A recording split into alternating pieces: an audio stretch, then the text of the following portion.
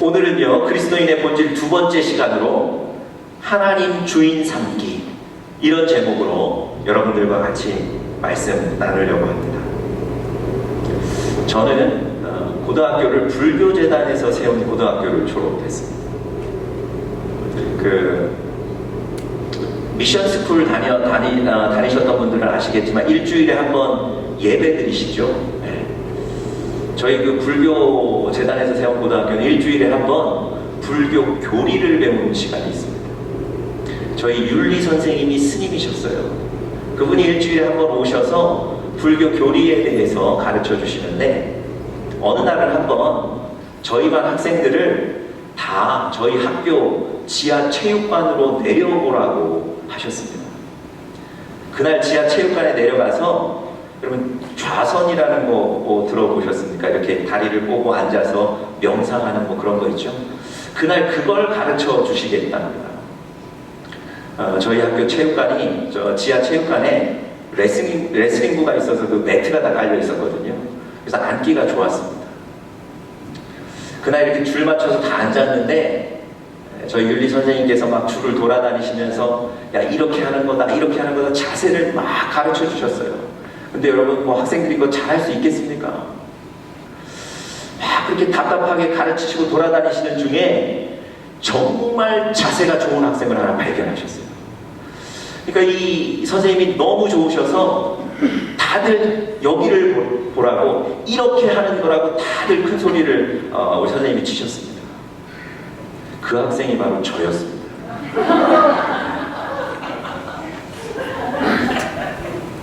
저희 친구들이 막 웃기 시작했어요. 왜냐하면 저희 친구들은 제가 밥 먹기 전에 기도하는 걸 늘 알고 있거든요. 저희 친구들은 제가 주일 예배 드리려고 수학여행도 포기한 걸 알고 있거든요.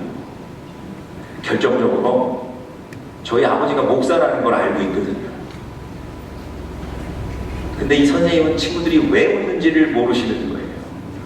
더 큰 목소리로 이렇게 하는 거라고 계속 말씀하셨습니다.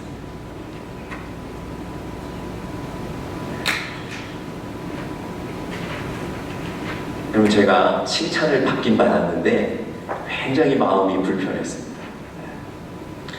그렇게 수업을 마치고 다시 교실로 들어왔는데, 그 친구들 중에 별명 잘 지어주는 친구들 있죠. 제가 그렇게 하고 이 교실에 들어왔더니 저한테 새로운 별명 하나를 지어주더라고요. 뭐였겠습니까? 남보살 그러더라고요. 그 이후에 한 달 동안 제가 학교에서 영적인 전쟁을 치렀습니다. 한 달 동안, 한 달 후에 그 별명이 없어지기는 했는데요. 그렇게 불리는 것이 굉장히 힘들었습니다. 그 일이 있고 나서 제가 정확히 17년 만에 목사가 됐습니다. 제가 지금 다른 얘기 드리는 게 아니고요. 자신의 정체성에 있어서 좀 문제가 생기면 마음이 불편해집니다. 내가 누구인지, 내가 어떻게 살아야 하는지, 무엇을 해야 되는지, 그런데 문제가 생기면 마음이 불편해진다. 역으로 말씀드리면요, 자기 정체성에 대해서 내가 누구며 내가 어떻게 살아야 되는지를 아는 사람은 행복합니다. 여러분, 미운 오리 새끼라는 그 동화 잘 알고 계시죠? 여러분, 오리가 태어났는데 유독 한 오리만 몸집이 크고 볼품 없이 태어났습니다. 형제들로부터 놀림을 당하고요. 나중에는 엄마 오리에게도 외면을 당합니다. 그 오리가 더 이상 가족과 함께 살 수가 없는 거예요. 그래서 고민하다가 그 가족을 떠나게 됩니다. 그리고 이곳저곳 방황하며 살게 돼요. 시간이 흐르니까 이 오리도 자라게 되는 거예요. 몸도 자라고요, 날개도 자라게 됩니다. 어느 날 그 커진 날개가 근지러운 거예요. 그래서 이 오리가 날갯짓을 해봅니다. 어떤 일이 일어나죠? 날게 되는 거예요. 그때 비로소 뭘 깨닫게 됩니까? 내가 오리가 아니라 백조였다는 것, 그것을 깨닫게 되는 거예요. 다른 백조들이 반겨주기 시작하고요. 그 백조의 가족들과 함께 살게 되는 겁니다. 내가 오리가 아니라 백조라는 걸 알게 되었을 때 행복이 찾아오는 거예요. 여러분, 이 동화에서 백조의 우울했던 인생이 행복으로 바뀌게 된 계기가 뭡니까? 내가 누군가를 알게 됐을 때. 여러분, 자신이 오리라고 생각했을 때는요, 이 문제가 풀리지를 않는 거예요. 자신이 오리라고 생각했을 때는 이 고민이 끝이 없었습니다. 나는 왜 이렇게 태어났으며, 나는 왜 이런 외모를 가졌으며, 나는 왜 이런 수모를 당하는가 해결이 되지 않는 거예요. 그런데 내가 오리가 아니라 백조라는 것을 깨닫게 되니까 이 모든 문제들이, 고민들이 해결이 되는 거예요. 이해가 되는 겁니다. 여러분은 누구십니까? 우리 그리스도인들은 누군가요? 여러분, 우리 삶에도 그리스도인이 누군가 하는 분명한 정체성을 깨닫게 될 때 여러분과 저의 신앙의 혹은 육신의 많은 고민들과 문제들이 풀려지고 해결되게 될 줄 믿습니다. 오늘 우리가 읽은 야고보서 4장 13절부터 17절까지 길지 않은 본문에 보시면 우리 그리스도인이 누구인가 하는 정체성에 대해서 잘 설명해 주고 있습니다. 오늘 세 가지로 그 말씀들을 나누면서 여러분과 제 마음속에 도전이 되고 은혜가 되시길 간절히 바랍니다. 첫 번째로요, 우리 그리스도인들, 우리 사람은 어떤 존재인가? 첫 번째, 우리는 연약한 존재입니다. 성경이 우리를 향해 이렇게 얘기하는 거예요. 우리는 연약한 존재라고요. 여러분, 우리가 인생의 주인이 되어서 우리 인생을 돌볼 수 없는 그런 연약한 존재라는 겁니다. 여러분, 오늘 본문 13절에 보면 한 사람이 등장하는데요. 이 사람은 아주 계획적이고 철저한 사람입니다. 13절 제가 한번 읽어보겠습니다. 들으라, 너희 중에 말하기를 오늘이나 내일이나 우리가 아무 도시에 가서 거기서 1년을 유하며 장사하여 이득을 보리라 하는 자들아. 여러분, 오늘 본문에 등장하는 사람은요, 어느 도시에 가서 1년만 어느 아이템을 팔고 장사를 하면 이익을 볼 수 있다, 성공할 수 있다고 자신하는 한 사람이 나옵니다. 여러분, 인간적으로는요, 대단히 철저한 사람입니다. 대단히 계획적인 사람이고요, 대단히 자신감 있는 사람입니다. 여러분과 제가 볼 때 칭찬해 줄 만한 사람일 수 있어요. 그런데 오늘 성경은, 오늘 본문의 하나님은 이 사람을 칭찬하지 않습니다. 오히려 책망하세요. 왜 그러실까요? 하나님께서 오늘 이 사람을 책망하신 이유가 14절에 잘 나와 있습니다. 14절 한번 보십시오. 내일 일을 너희가 알지 못하는도다. 너희 생명이 무엇이뇨? 너희는 잠깐 보이다가 없어지는 안개니라. 여러분, 맞습니다. 여러분과 제가 우리의 인생을 계획하고 철저하게 준비해서 나가면 그 계획대로 다 될 것 같은데 그렇지가 않습니다. 우리가 다 아는 듯 하지만 내일 일도 알지 못하는 것이 우리라고 오늘 성경이 얘기합니다. 한 시간 후에 어떤 일이 일어날지, 하루 후에 어떤 일이 일어날지도 모르는 우리가 1년 동안 어떤 아이템을 가지고 어디에 가서 장사를 하면 성공할 것이다, 이런 계획을 한다는 것이 하나님 앞에는 죄인 거예요. 그래서 하나님께서 그 사람을 칭찬하시는 게 아니라 책망하시는 겁니다. 여러분, 우리가 주인이라면 인생이 우리 뜻대로 돼야 되는데요, 그렇지 않습니다. 예수님이 우리 인생의 주인 되시기에 예수님의 뜻대로 우리 인생이 움직여지는 줄 믿습니다. 그래서 15절에 보면 이렇게 얘기하는 거예요. 너희가 도리어 말하기를 주의 뜻이면 우리가 살기도 하고 이것저것을 하리라. 우리의 뜻이면 이것저것을 하는 게 아니고요. 주님의 뜻이면, 주님의 계획이면 우리가 살기도 하고 이것저것을 하게 된다는 겁니다.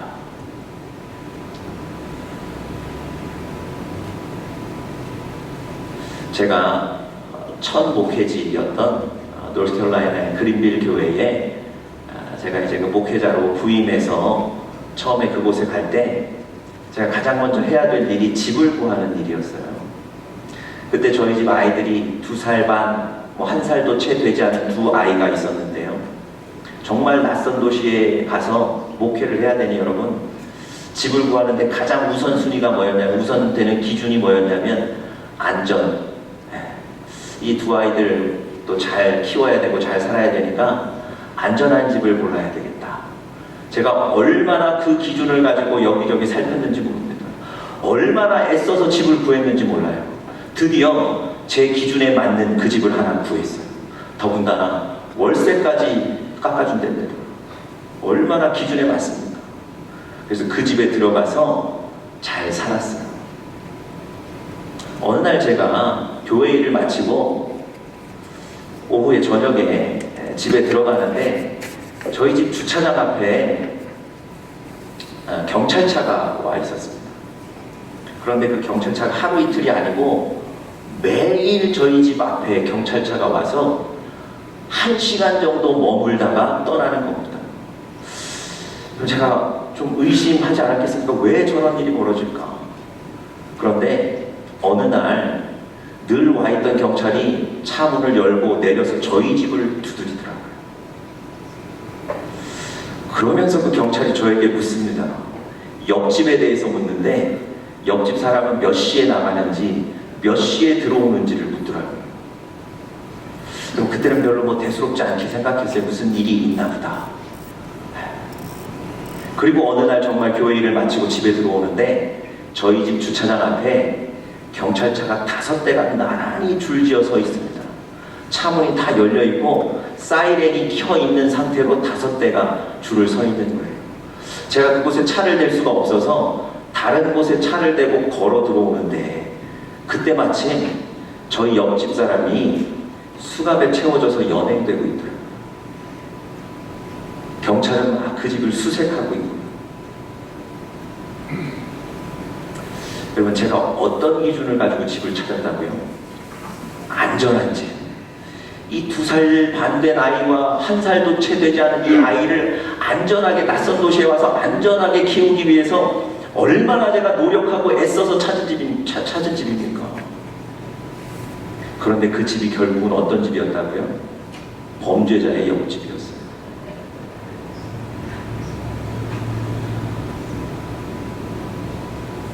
여러분, 우리 스스로를 주인 삼고 살아가기에 우리가 너무 연약한 존재 아닙니까? 그렇게 애쓰고 노력했는데 그 집이 어떤 집이라고요? 범죄자의 옆집이라고요. 우리는 그렇게 연약한 존재입니다. 성경에서 내일 일을 알지 못하는 곧 없어질 안개와 같은 것이 우리 인생이라고 얘기하는 거예요. 여러분, 제가 늘 말씀드리지만 우리 잠언 16장 9절에 이런 말씀이 있습니다. 사람이 마음으로 자기의 길을 계획할지라도 그 걸음을 인도하시는 분은 누구시라고요? 여호와시라.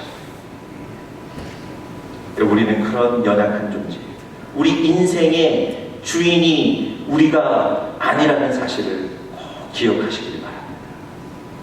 두 번째로요, 오늘 본문을 통해서 우리는 어떤 존재인가? 주님을 위해 살아야 하는 존재입니다. 첫 번째는 우리는 연약한 존재였고요. 두 번째, 우리는 주님을 위해 살아야 하는 존재들입니다. 우리의 성공을 위해서, 우리의 행복을 위해서 사는 존재가 아니라 우리는 하나님의 일을 하며 주님을 위해 살아야 하는 존재인 줄 믿습니다. 여러분, 16절에 보시면 이렇게 얘기해요. 이제 너희가 허탄한 자랑을 자랑하니 이러한 자랑은 다 악한 것이다. 여러분, 돈이 있다고 우리가 어깨에 힘을 줄 수 있어요. 남들 누리지 못하는 쾌락을 누리고 있다고 그 쾌락을 자랑할 수 있습니다. 남들보다 높임을 받고 존경받는다고 명예를 자랑하며 살아가실 수 있어요. 그런데 여러분, 우리가 자랑하는 그것들이 우리가 육신의 죽음 이후에 하나님 앞에 심판받을 때 긍정적인 영향을 받을 수 있는 결정적인 요소가 됩니까? 죄송한데 전혀 그렇지 않습니다. 영원한 생명을 얻거나 혹은 영원한 불못에 들어가는데 그것이 중요한 기준이 됩니까? 그렇지 않습니다. 그런데 우리는 그런 것만 자랑하고 있다는 거예요. 그래서 오늘 성경에 보면 하나님이 그것을 허탄한 것을 자랑하지 말라 그러셨어요. 그럼 우리가 그것을 자랑하며 그것을 쫓기 위해 다니고 있습니다. 그러면 이솝우화에 이런 얘기가 있습니다. 숲속에 자기 뿔을 아끼고 자랑하던 사슴이 있었습니다. 얼마나 자기 뿔을 자랑스러워했는지 아꼈는지 매일 숲속의 연못에 가서 자기 뿔을 비춰보는 거예요. 그리고 다른 사슴보다 내 뿔이 크고 아름답다는 것에 대해서 자부심이 있고 자랑하던 사슴입니다. 어느 날 숲속에 사자가 나타났어요. 모든 사슴들이 놀라서 도망합니다. 이 사슴도 그 소식을 듣고 도망하는데요, 그 뿔이 나무에 걸려서 더 이상 도망가지를 못하는 거예요. 여러분, 그렇게 자랑하던 그 뿔이 결국은 자기를 죽음으로 내모는 겁니다. 여러분, 우리도 혹시 허탄한 것 자랑하며 살고 있지 않습니까? 성경에 보니까 너희가 허탄한 자랑을 자랑하니 이 자랑은 악한 것이다 그랬어요. 여러분, 여러분과 저의 삶에 허탄한 것 자랑하지 마시고 예수 그리스도를 자랑하는 여러분들과 제가 될 수 있기를 간절히 바랍니다. 여러분, 예수님을 자랑한다는 건 뭘까요? 예수님을 자랑한다는 건 예수님을 위해 사는 거예요. 예수님을 자랑한다는 건 그분의 일을 하는 겁니다.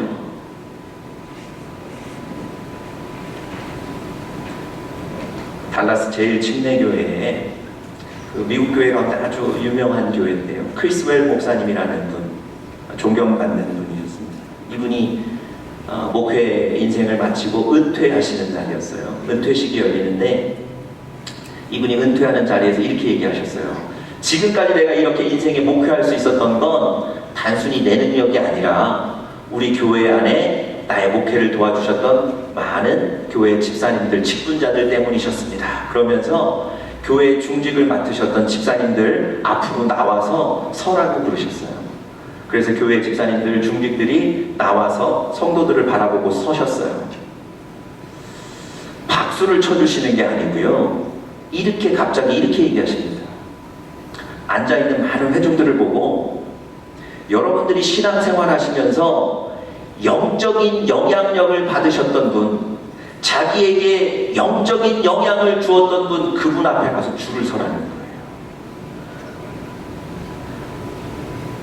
어떤 분의 앞에는 길게 줄 서기도 하고요, 어떤 분 앞에는 줄이 별로 길지 않은데 84세 되신 메리 할머니라는 그분 앞에 사람들이 줄을 서기 시작하는데요, 교회 예배당의 문을 열고까지 사람들이 줄을 서 있었답니다.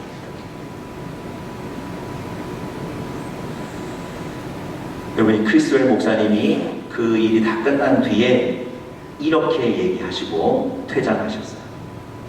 천국에 가서도 이런 일이 재현되지 않도록 하십시오. 여러분, 제가 우리 사랑하는 영적인 가족들에게 다 목사가 되고 선교사가 되는데 이런 얘기 드리는 게 절대 아닙니다.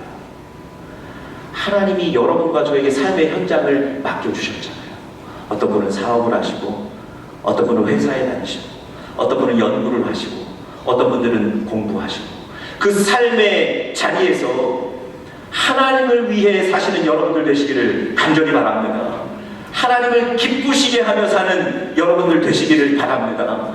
우리는 어떤 존재라고요? 주를 위해 사는 존재들입니다. 마지막 세 번째로요, 우리는 예수님이 주인 되신 존재들입니다. 예수님이 주인 되신 존재입니다. 다시 말씀드리면 우리가 우리 인생의 주인이 아니라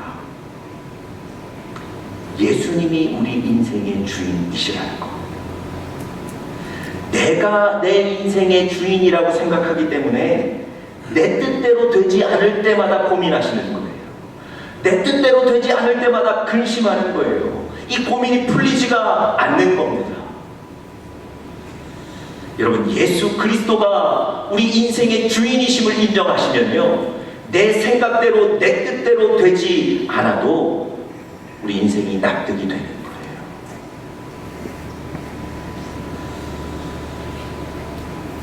여러분, 오늘 17절에 보시면 오늘 본문의 내용을 이렇게 끝내주십니다. 17절 보십시오.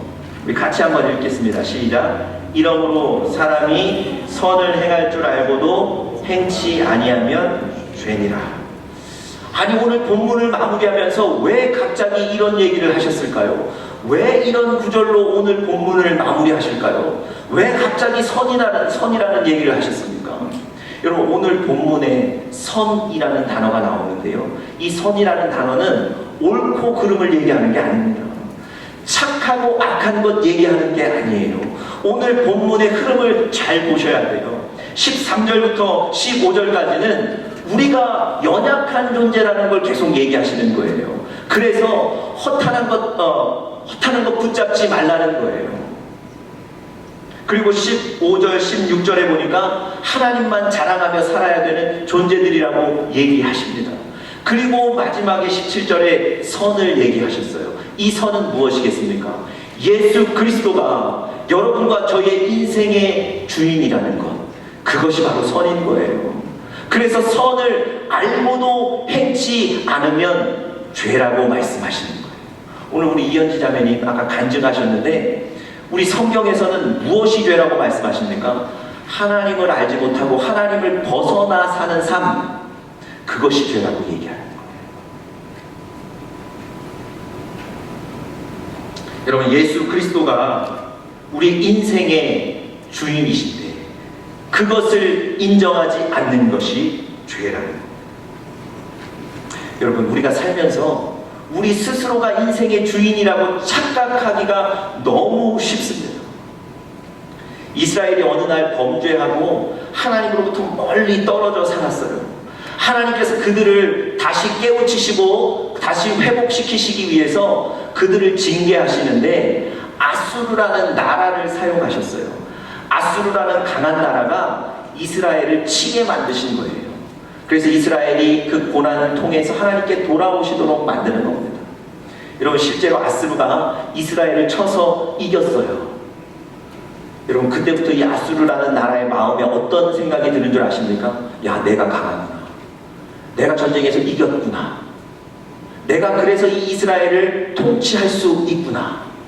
하나님의 도구로 사용되었다는 것을 잊어버리고 내가 주인이라고 생각하기 시작하는 거예요.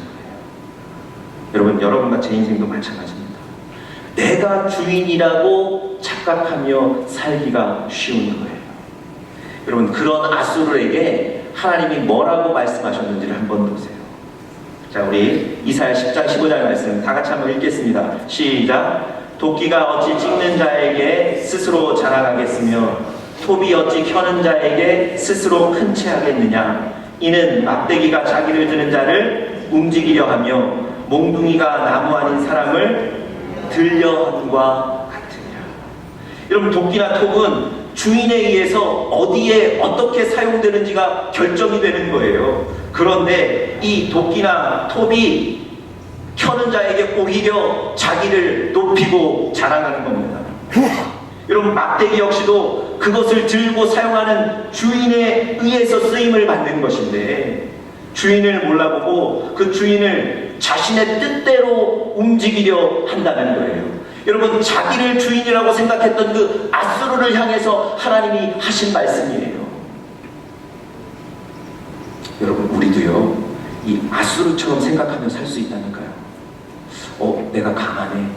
내가 이겼네. 내가 주인 아닌가.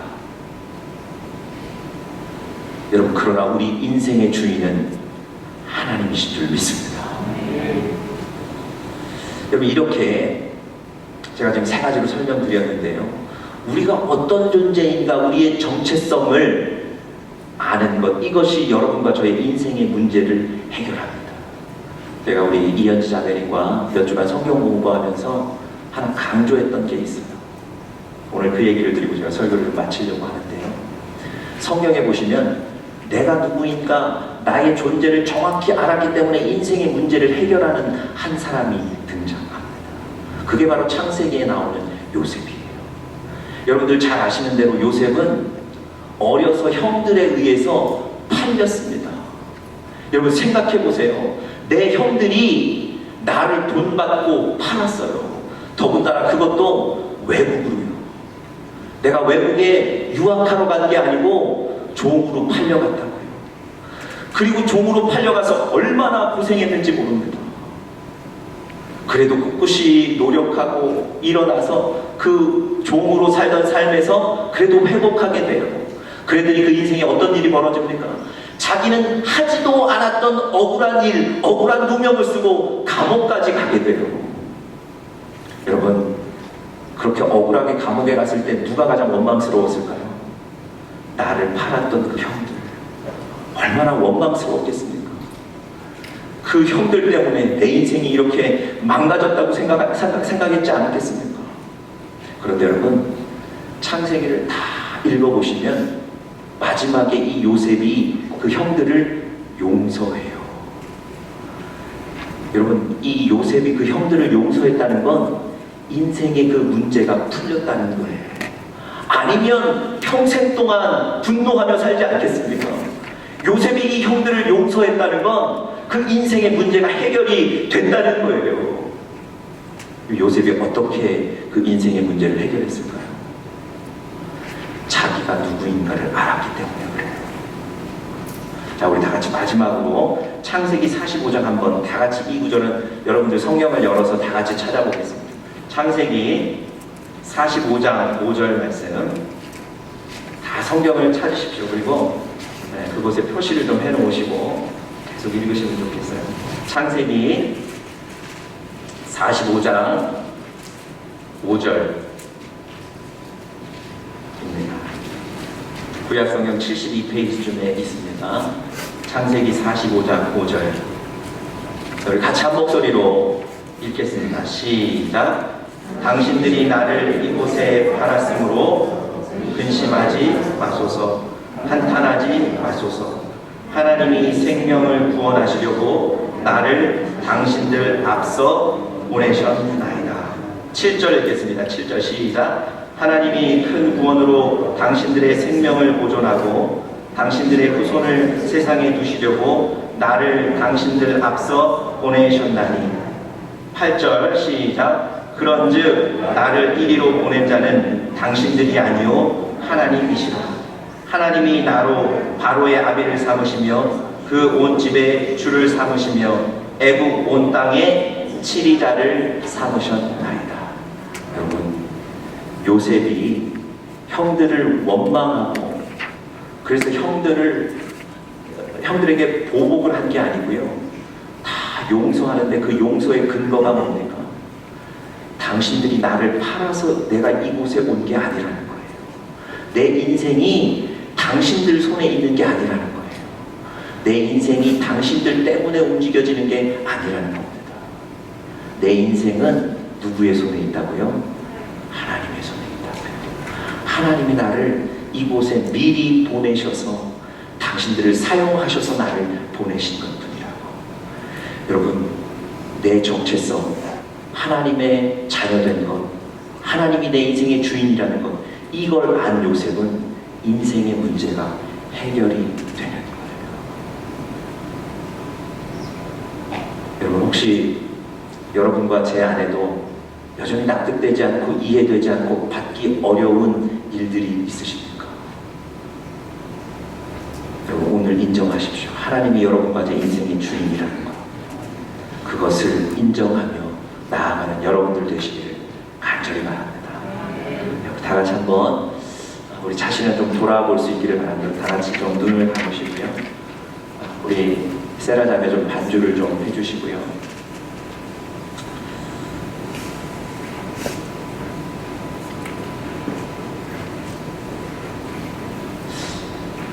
오늘 여러분들 가운데 제가 좀 말씀드렸던 이런 고민들이 있으신 분들, 또 이런 확신이 없는 분들 하나님한테 좀 초청하기를 바랍니다. 혹시 우리 영적인 가족들 가운데 오늘 하나님의 오늘 야고보서의 말씀처럼 하나님이 내 인생의 주인이시구나, 내가 그런 부분에 대해서 좀 헷갈리기도 하고 혹은 확신이 없었는데 오늘 말씀을 통해서 그동안은 내가 허탄한 것을 자랑하고 그것이 내 인생의 주인이라고 생각했는데 오늘 야고보서 말씀을 통해서 예수 그리스도가 내 인생의 주인이시구나 다시 한번 확신하고 혹은 또 그것을 고백하는 분들 계시면 우리 다들 눈 감고 있으면 누굴 보는 게 아니고 하나님 앞에 여러분들이 결단하시는 거예요. 혹시 우리 사랑하는 영적인 가족들 가운데 예수 그리스도가 내 인생의 주인이십니다 결단하는 분들 계시면 잠시 한번 손을 들었다가 내려주시면 좋겠어요. 하나님이 예수 그리스도가 내 인생의 주인이신 것을 다시 한번 결단하고 확신하시는 분들 손을 들고 또 이렇게 내려주시면 좋겠습니다. 네, 감사합니다. 네, 감사합니다. 아멘. 네, 감사합니다. 아멘. 네, 너무 감사합니다. 맞습니다. 오늘 여러분과 제 인생에 하나님이 주인이 되셔서 우리를 지키실 줄 믿습니다. 하나님 감사합니다. 오늘 하나님 앞에 귀한 예배를 드렸습니다. 한 영혼은 하나님 믿음을 결단하며 침례도 받았습니다. 하나님 내가 어떤 존재인지 하나님 오늘 말씀도 나누었습니다. 하나님 내가 주인인 듯 살아가지만 내 인생의 주인은 하나님이신 줄 믿습니다. 예수 그리스도께 내 인생을 올려드립니다. 하나님 축복하여 주시옵소서. 우리 인생을 하나님 감당하여 주시고 지켜주시옵소서. 감사드리며 예수님의 이름으로 간절히 기도드렸습니다.